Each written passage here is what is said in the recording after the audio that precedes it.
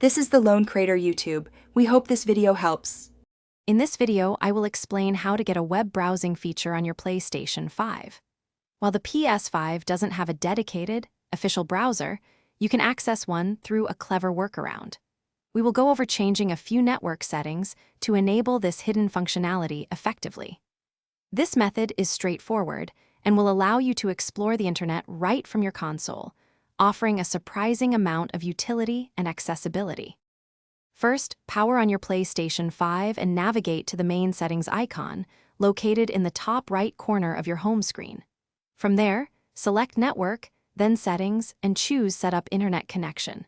Find your current Wi-Fi network or use a LAN cable connection, then opt to set up your connection manually. This step prepares your system for the crucial next adjustments.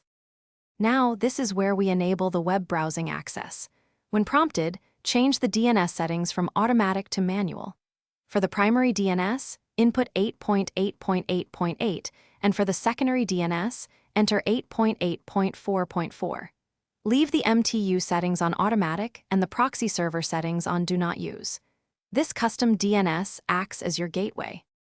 After saving your new network settings, test your internet connection to ensure everything is working correctly.